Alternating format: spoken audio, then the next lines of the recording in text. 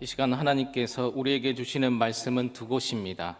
먼저 사도행전 10장 1절에서 8절입니다. 제가 보는 성경으로 신약 203쪽입니다. 말씀을 봉독할 때에 하나님의 음성을 들으시기 바랍니다. 가이사랴에 고넬료라 하는 사람이 있으니 이달리아 부데라 하는 군대의 백부장이라. 그가 경건하여 온 집안과 더불어 하나님을 경외하며 백성을 많이 구제하고 하나님께 항상 기도하더니 하루는 제9시쯤 되어 환상 중에 밝히 보매 하나님의 사자가 들어와 이르되 고넬료야 하니 고넬료가 주목하여 보고 두려워하여 이르되 주여 무슨 일이니까? 천사가 이르되 내 기도와 구제가 하나님 앞에 상달되어 기억하신 바가 되었으니 내가 지금 사람들을 욥바에 보내어 베드로라 하는 시몬을 청하라. 그는 무두장이 시몬의 집에 유숙하니 그 집은 해변에 있다 하더라. 마침 말하던 천사가 떠나매 고넬료가 집안 하인 둘과 부하 가운데 경건한 사람 하나를 불러 이 일을 다 이루고 욥바로 보내니라. 계속해서 디모데전서 3장 4절에서 5절입니다. 제가 보는 성경으로 신약 338쪽입니다. 자기 집을 잘 다스려 자녀들로 모든 공손함으로 복종하게 하는 자라야 할지며 사람이 자기 집을 다스릴 줄 알지 못하면 어찌 하나님의 교회를 돌보리요. 다른 사람이 보기에 굉장히 행복해 보이는 부부가 있었습니다. 두 가지 질문을 제가 여기서 좀 해볼게요. 그렇게 행복해 보이는 부부들이 평생을 살아가면서 이혼을 생각하지 않았을까요? 두 번째 질문, 저 사람이 좀 없어졌으면 좋겠다 라고 하는 이런 생각을 그 행복해 보이는 부부들은 하지 않았을까요? 놀라운 연구 결과가 있습니다. 행복해 보이는 부부가 평생을 살아가면서 200번 정도의 이혼을 생각을 한대요. 그리고 약 50번 정도는 저 사람이 없어졌으면 좋겠다, 죽었으면 좋겠다라고 하는 극도의 혐오감을 가지고 있다는 거예요. 이게 이제 일어났다 사라지고 이렇게 되겠죠. 제가 이 설교를 준비하면서 담임 목사는 교회와 결혼한 관계이거든요. 제가 정신이 번쩍 나는 거예요. 우리 성도님들이 제가 20년 넘게 지나오면서 200번 이혼을 생각한 건 아니더라도 상당히 많이 지루했겠다. 그래서 어느 때는 안경을 벗었다가 썼다가 화장을 했다가 언제 부부가 이런 마음을 갖게 되는가에 대해서 이렇게 이야기를 하고 있어요. 상대방에게 처음에는 요구하는 것이 많지 않았대요. 그런데 살아가면서 이렇게 했으면 좋겠다, 저렇게 해줬으면 좋겠다라고 요구사항이 점점 늘어난다는 거예요. 그러니까 그 사람을 그냥 그대로 봐주질 않는다는 것이죠. 나에게 맞추려고 한다. 그랬을 때 고통과 시련이 점점 커지면서 삶이 어려워진다라고 하는 이야기입니다. 세상에는 완전 무결한 사람이 하나도 없습니다. 미련한 사람은 상대방을 그게 가족이든 공동체든 상관없이 적으로 생각해요. 그런데 지혜로운 사람은 상대방을 아군으로 생각해요. 그래서 이 세상이라고 하는 전쟁터를 함께 이겨내야 될 전우로 생각을 한다는 것이죠. 여러분, 행복한 가정과 행복한 교회를 만드는 것은 의외로 쉬운 것 같아요. 제가 두 가지 말씀을 드리겠습니다. 첫째는 다름을 인정하는 거예요. 너와 내가 좀 다르죠. 그런데 틀렸다라고 하는 이 단어 속에는 그 안에 어떠한 여유가 없어요. 서로 조율할 만한 틈새가 별로 없어요. 틀린 거죠. 그러니 분쟁이 나고 싸움이 나고 그러다가 헤어지는 거예요. 그런데 좀 다른 거예요. 나와 성격이 좀 다르고 접근 방법이 좀 다르고 이해하는 각도가 조금 다른 거예요. 우리가 같은 공동체 안에서 신앙생활 하는데 김 집사님이 찬송을 하는 태도가 좀 다른 거예요. 나와 틀린 게 아니에요. 그분이 기도하는 모습이 나와 좀 다른 거예요. 신앙생활하는 방법이 틀린 게 아니라 나와 좀 다른 것이에요. 또 하나 이것을 기억했으면 좋을 것 같아요. 완전한 사람은 이 세상에 존재하잖아요. 우리 모두는 부족한 존재들이다 라고 하는 것을 우리가 서로 바라보면서 이해하면 좋을 것 같아요. 어느 집사님이 저에게 책을 하나 선물했는데 굉장히 재미있는 책이고 그리고 생각을 많이 하게 하는 책이었어요. 굉장히 얇아요. 그리고 한순간에 읽을 수 있습니다. 여러분도 한번 좀 사서 보면 좋을 것 같은데요. 완벽한 아이 팔아요 라고 하는 제목의 책이었습니다. 그 내용은 대략 이렇습니다. 부모들이 아이를 쇼핑하는 거예요. 백화점에 가서 아이를 사요. 부모 말 잘 듣고 공부 잘하고 순종 잘하고 아주 착한 아이를 가서 주문을 해요. 그러면 그런 아이가 찍혀서 이렇게 나와요. 그러면 그 아이를 사가지고 오는 내용이에요. 그런데 살다 보니까 이 아이가 마음에 안 들어요. 그래서 다시 바꾼다라고 하는 이러한 내용의 글이었습니다. 생각 많이 하게 됐어요. 두 가지 생각이었습니다. 하나는 아이 입장에서 한번 생각해 봤어요. 그럼 그 아이들도 좋은 부모 팔아요. 완벽한 부모 팔아요. 그러면 부모님을 살려고 아마 노력할 거예요. 내 마음에 꼭 드는 부모님, 그리고 공부하지 마라 뭐 그렇게 놀게 하는 그런 부모들 어디 없는가, 아마 그 생각을 할 것 같아요. 또 하나는 그렇지, 인간은 부족한 존재지. 그래서 서로 맞춰가는 것이지, 서로 조율하는 것이지, 그리고 서로 격려하면서 우리가 이 어려운 세상을 살아가는 것이지라고는 이런 생각을 하게 됐습니다. 우리 서로 이렇게 한번 이야기해 봅시다. It's okay. 옆 사람에게 한번 해볼까요? 시작. It's okay. 괜찮아요. 괜찮아요.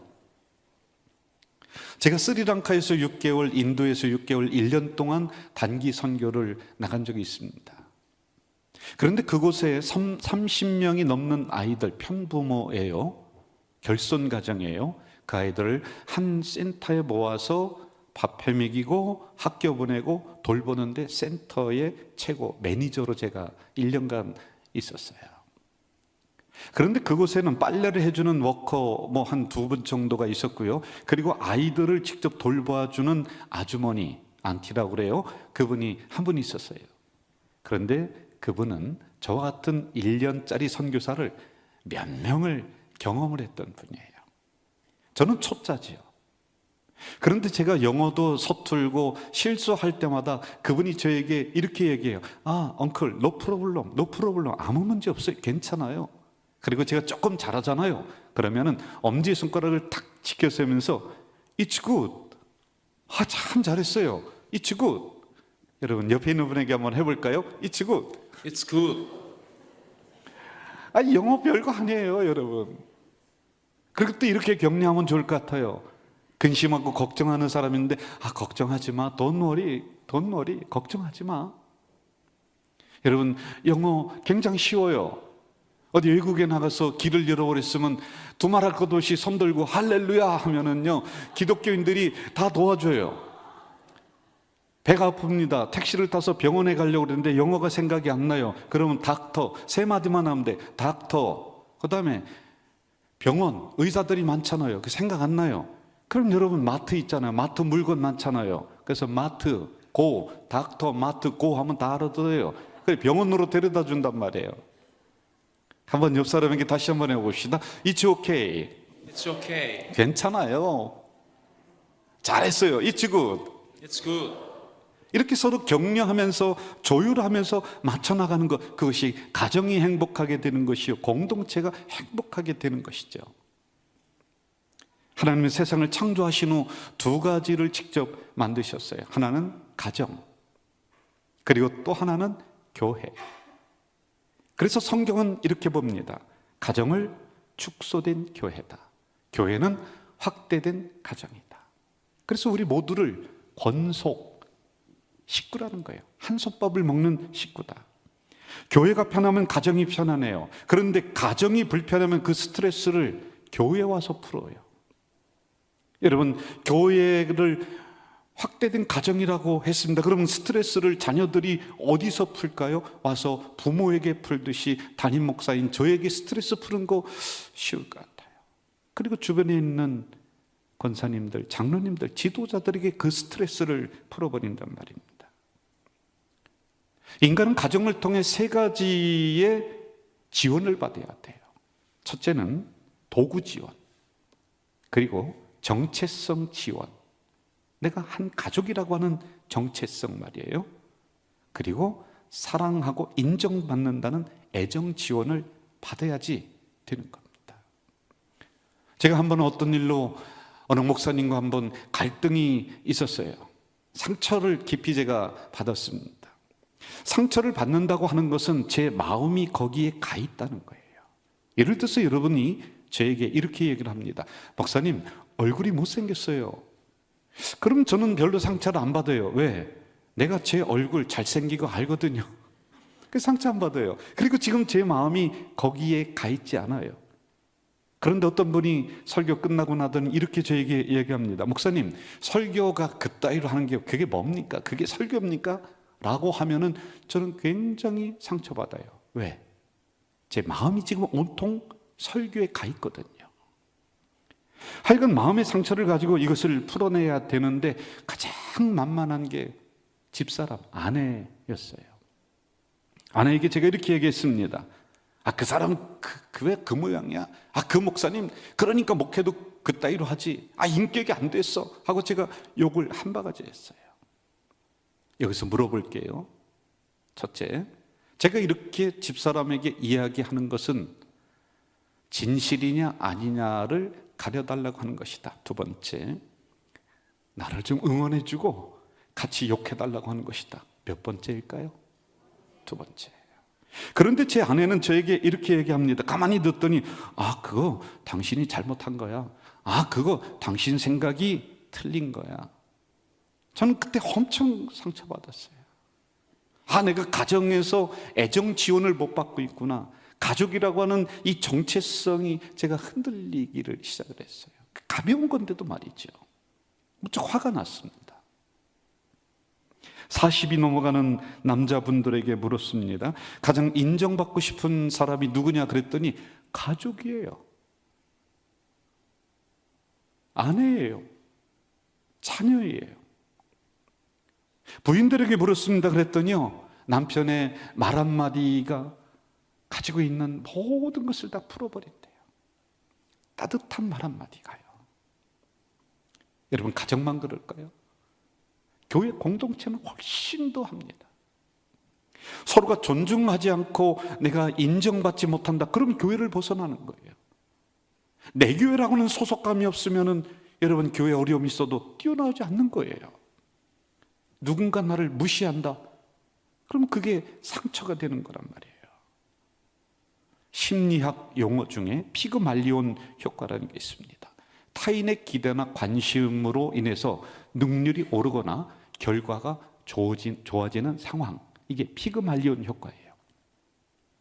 그러니까 그 사람에 대해서 그렇게 칭찬하고 기대를 하는 겁니다. 그러면 이쪽에서 저 사람 기대에 내가 부응하기 위해서 더 열심히 노력한다는 거예요. 그래서 여러분, 선생님들이 학생을 칭찬하잖아요. 그러면은 이 학생이 거기에 맞게끔 성장하고 발전한다는 겁니다.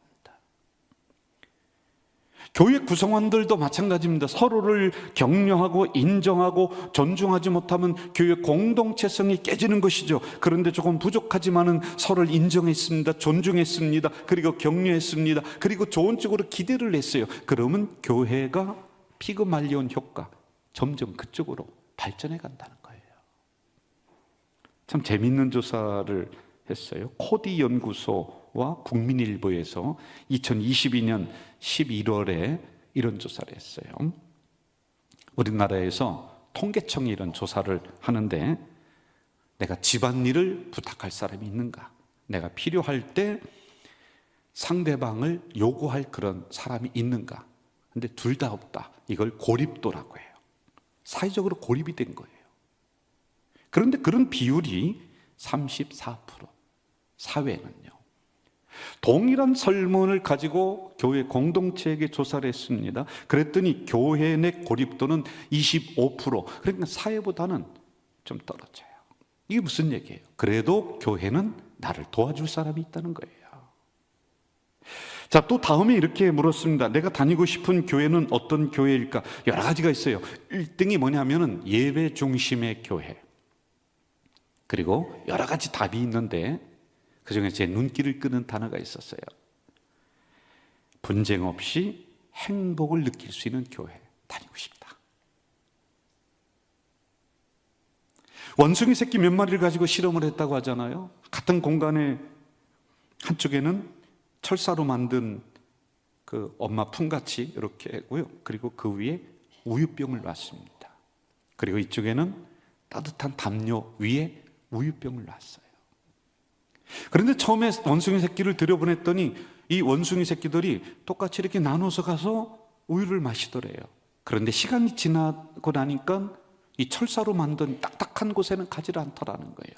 따뜻한 곳에 가서 우유를 마시더라는 거예요. 여기는 우유가 남아 있는데도 말이에요. 여러분, 가정에서나 교회에서나 우리는 사랑이 그리운 존재들이에요. 온유함이 그리운 거예요. 미소가 그리운 거예요. 따뜻함이 그리운 거예요. 교회 나왔더니 야, 예배 때 정말 행복했다, 정말 은혜가 됐다, 세상에서 받은 스트레스 싹 해소가 되고 새로운 힘을 얻었다, 그래 하면서 나가는 이러한 교회가 그리운 거예요. 미국의 25대 대통령 윌리엄 맥킨리라고 하는 사람이 있습니다. 가장 행복하게 대통령을 지냈고, 그리고 국민들에게 행복이라고 하는 것을 굉장히 많이 전달을 했던 대통령이에요. 행복의 비결을 기자가 묻습니다. 그는 이렇게 대답을 해요. 첫째, 가정의 식탁이었다. 두 번째, 교회의 예배였다. 솔제니친, 노벨 수상작가이죠. 공산주의가 몰락한 이유, 가정과 교회를 과소평가했다. 우리가 꿈꾸는 교회는 어떤 교회일까라고 하는 이 주제를 가지고 우리는 3달째 사도행전을 펼쳤습니다. 김명서 목사가 이야기하는 교회 말고 성경에서 말씀하시는 교회를 우리는 찾자. 우리가 부족하면 노력하자. 그리하면 우리 공동체는 몸부림치며 달려나오고 있습니다. 오늘의 주제, 행복했으면 좋겠다. 가정에서 행복이 교회에서 미소로 꼽히는, 웃음으로 꼽히는 그런 교회를 한번 만들어 보자.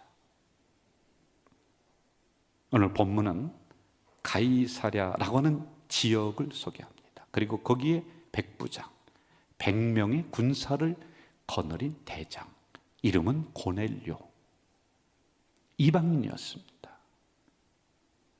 그리고 로마라고 하는 나라가 이스라엘을 지금 속박하고 있어요. 그러니 이스라엘 측에서 볼 때는 반가울 리 없는 이 한 사람을 성경에 등장을 시키고 있습니다.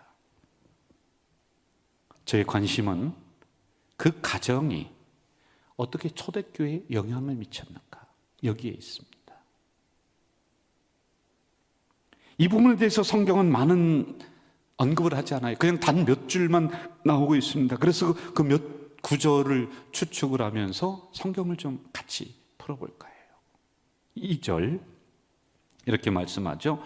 경건했다, 온 집안이 하나님을 경외했다, 백성을 많이 구제했다, 하나님께 항상 기도한 가정이었다. 4절 이렇게 기록합니다. 내 기도와 구제가 하나님 앞에 상달되었다. 그리고 하나님이 기억하신 바가 되었다. 그런데 조금 특이한 문장 하나를 이야기해야 될 것 같아요. 온 집안이, 고넬료라고 하는 그 한 사람이 구제하고 기도하고 그리고 많은 사람들에게 인정받았다가 아니라 온 집안이, 온 가정이 그렇게 했다라는 것입니다. 이러한 것이 거기에 머물러 있었을까요? 조금 더 확대가 됩니다. 24절과 25절에 보면 고넬료가 그의 친척들 가정을 초청합니다. 그리고 친구들을 자기 가정으로 초청합니다. 그리하며 베드로 목사님의 말씀을 듣는 이 장면이 쭉 펼쳐지고 있습니다. 그리고 또 한 단어를 기억해야 될 것 같아요. 백성을 많이 구제했다. 여러분, 이런 행동은 하나님 앞에 상달이 되었습니다. 그리고 하나님이 기억하신 바가 되었다라고 하는 이 문장 속에는 하나님만이 아니에요. 그 지역에 이러한 그의 행동이 널리 퍼졌다, 영향력을 주었다 라고 하는 것을 담아놓고 있는 것이지요. 이 사건이 뭐가 그렇게 중요할까요? 기독교 역사에서 획기적인 한 획을 긋는 사건을 사도행전 10장 이 고넬료 가정으로 보고 있어요. 왜 그럴까요? 그 전에는 하나님의 말씀이 예수 그리스도가 이스라엘 안에만 갇혀 있어요. 야, 이방인들, 저 사람들, 저 예수 못 믿어. 예수 믿으면 안 되는 사람들이야. 어떻게 우리가 이 거룩한 말씀을 그들에게 전달해? 성령이 임한다? 아, 그건 있을 수가 없는 일이야 라고 하는 갇혀 있는 복음이었습니다. 그런데 고넬료 가정으로 인해서 이 복음이 인종을 넘어서요, 국가를 넘어서요, 문화를 넘어서서 세계적으로 뻗어나가는 한 사건이 됩니다. 또 다시 한번 우리가 옛날 설교를 한번 기억을 해봅시다. 초대교회는 갑자기 사람들이 3,000명, 5,000명, 그래서 여러분 교회가 어수선했어요. 행정이 안 잡혀 있었어요. 먼저 도와야 된다, 아니다, 먼저 말씀이다, 서로 싸웠어요. 예수 믿자고 모였는데 분쟁하고 싸워요. 너무 형편없었어요. 그리고 교회에 들어가 봤더니 뭐가 또 문제냐면은 사람들 간에, 성도들 간에 발생하는 분쟁, 벽 인정 안 해요. 어떻게 우리 집 종이 와서 같은 공간에서 예배를 드려? 아니야 라고 하는 이런 벽들이 존재했었습니다. 그런데 고넬료 가정으로 말미암아 받아들이잖아요. 이게 깨지는 거예요. 이걸 넘어서는 거예요. 아, 그래, 우리는 한 공동체야, 같이 예수 믿는 한 식구야 라고 하는 이런 영적인 흐름을 고넬료 가정이 만들었다는 거예요. 교회의 본질적인 사명, 그 가정 하나로 찾은 것이죠. 복음이 교회 안에만 머물러 있게 하는 것이 아니라 인천으로 나가야 된다, 아니 대한민국으로, 아니 세계로 뻗어나야 된다. 이걸 그 가정이 출발점이 되었다. 교회 안의 분쟁, 그 가정으로 인해서 해소가 되었다. 11장 18절 이렇게 기록하고 있죠. 그들은 반대했던 사람들이 이 말을 듣고 잠잠하여 하나님께 영광을 돌려 이르되, 그러면 하나님께서 이방인에게도, 이방인은 고넬료 가정 얘기하는 거예요, 생명 얻는 회개를 주셨도다. 비로소 문이 열리는 거예요. 여러분, 이렇게 생각해 볼까요? 우리나라 130년 전에 복음이 들어왔죠. 그런데 그때 갈등이 뭐냐면, 아니 어떻게 쌍놈이랑 양반인 내가 같은 공간에서 예배를 드릴 수가 있어? 이게 굉장한 문제거리로 떠올랐습니다.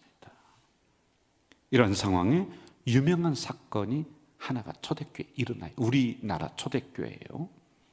금산 지역에 조덕삼이라고 하는 분이 있었습니다. 이분이 굉장히 부자였습니다. 그런데 경남 남해 이동면에서 태어난 이자익이라고 하는 이 청년이 먹을 걸 찾아서 어디 집에 머슴이라도 할 게 없나 찾아서 온 집이 조덕삼, 그 부잣집이에요. 머슴으로 썼어요. 그리고 말을 볼보는 마부로다가 같이 그 일을 하게 했습니다. 어느 날 이자익을 봤더니, 이 머슴을 봤더니요, 어깨너머로 본 천자문을 외우고 있는 거예요. 야, 이놈 똑똑하다. 그래서 그 다음부터 조덕삼은 자기 아들 옆에 앉혀서 공부를 같이 시켜요. 이때 미국에서 루이스 데이트라고 하는 선교사가 이 마을을 지나가게 돼요. 그리고 조덕삼 부잣집의 사랑방에 며칠 머물게 됩니다.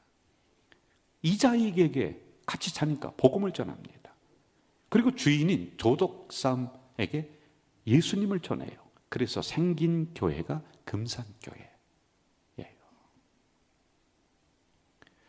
교인들 수가 점점 늘어나요. 조덕삼은 자기의 땅에 교회를 지어서 헌납을 했습니다. 어느 날 교회에서, 야, 이제 우리 장로님을 뽑자 그랬더니 후보자가 2명이 나왔어요. 누가 나왔냐면은 주인인 조덕삼, 그 집 머슴인 이자익, 이 2명이 후보자가 됐어요. 투표를 했습니다. 누가 됐을까요?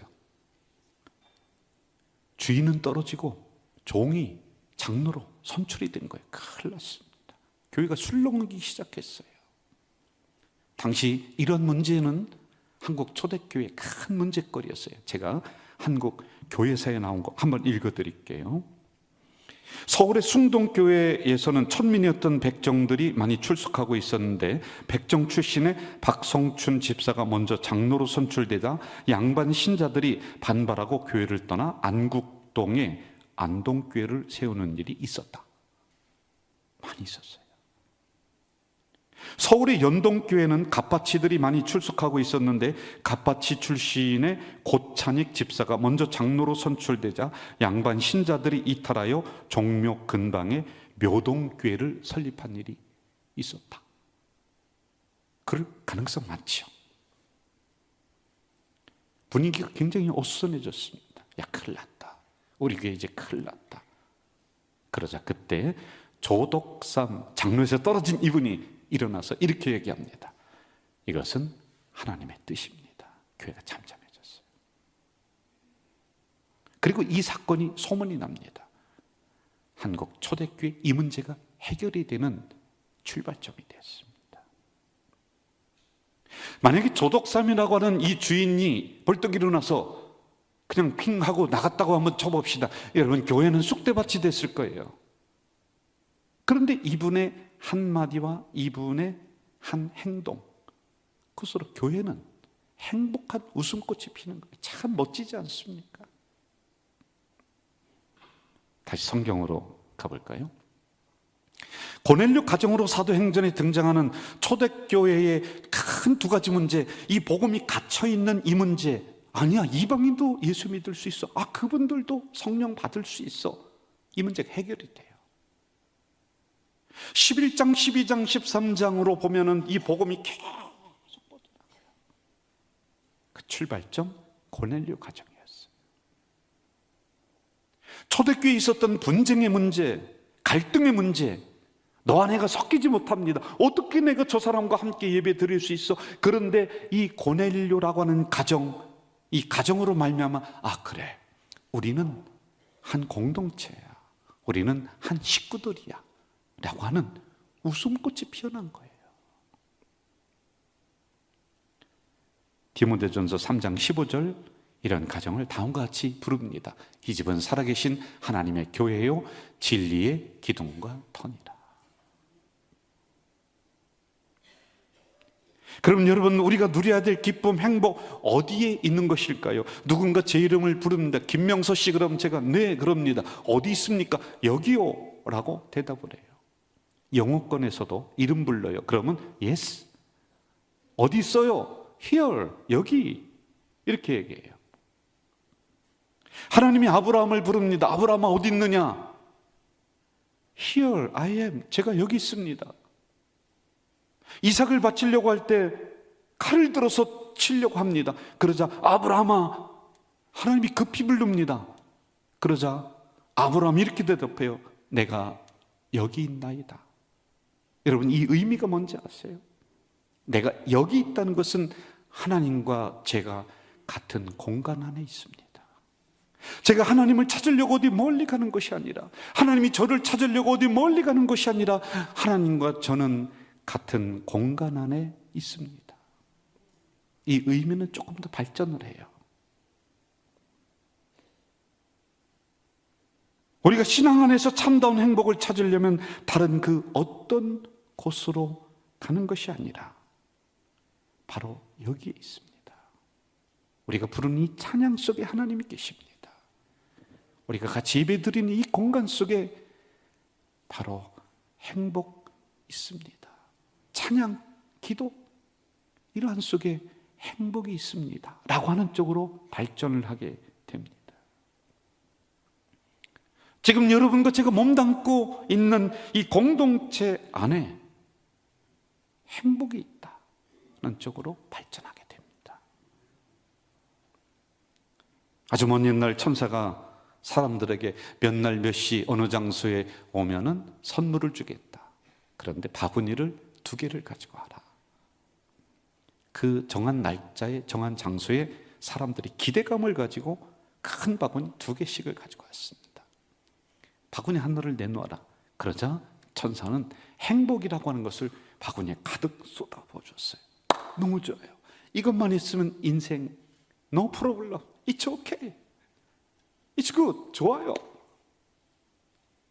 그런데 빈 바구니 하나를 더 내놓으라는 거예요.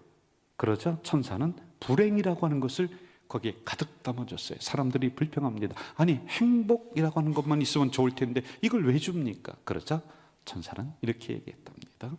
행복과 불행 중에 내가 어느 것을 선택하느냐에 따라서 그 바구니가 바로 내 것이 된다. 여러분, 우리 한번 진짜 행복한 교회를 만들어 보자.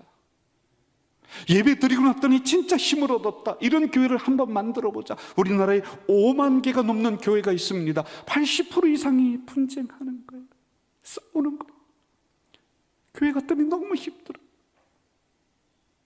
그런데 스톱.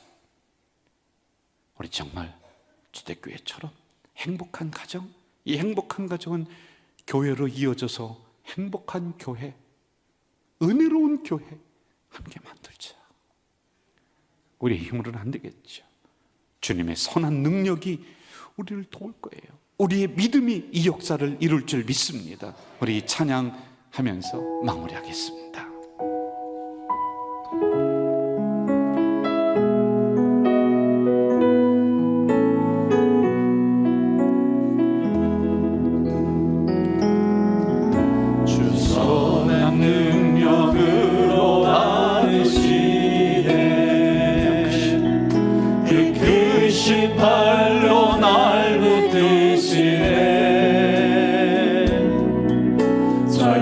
속에도 흔들리지 않고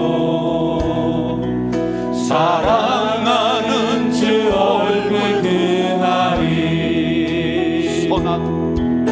선한 능력으로 일어서리 주만 의지하리 믿음으로 우리 고대하네 주 오실 그날 영광의 새날을 맞이하리 이전에 괴로운 날 애워싸고 고난의 길을 걷는다 해도 주님께 모두 맡기우리 영혼 끝내 승리의 날을 맞으리 선한 능력으로 일어서리 주만 의지하리 믿음으로 우리 고대하네 주 오실 그날 영광의 새날을 맞이하리. 우리 두 손 들고 합시다. 주님이 마신 주님이 마신 고난의 승자를 우리도 감사하며 가느니 주님의 남은 고난 채워가며 예수와 무덤 위에 살리라. 선한 능력으로 일어서리 주만 의지하리 믿음으로 우리 고대하네 주 오실 그날 승리의 새날을 맞이하리. 다시 한번 합니다. 선한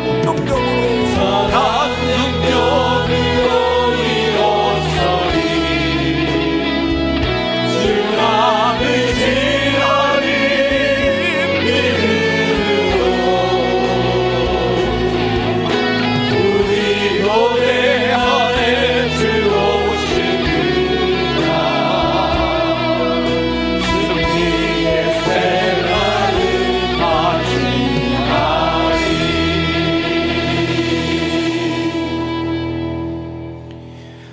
교회사설 안에서 싸움이 일어날 때 어느 사람이 튀어나오더니 여기가 교회인 줄 아냐고. 하나님, 너무 부끄럽습니다. 수많은 교회들이 분쟁 갈등합니다. 성도들이 은혜 받기 위해서 나왔는데, 좀 행복을 찾기 위해서 나왔는데, 영적인 힘을 얻기 위해서 나왔는데, 하나님, 우리 가족 공동체는 이러한 것을 이루어 드리는 놀라운 행복한 은혜로운 공동체가 되도록 역사해 주시옵소서. 김명서 목사가 이야기하는 그런 교회 말고 하나님이 말씀하시고 성경이 말씀하시는 그런 교회를 더 닮아나가고 더 연구해 나가는, 그래서 이 땅에 행복한 우리 교회가 될 수 있도록 인도해 주시옵소서. 예수님의 이름으로 기도하옵나이다. 아멘.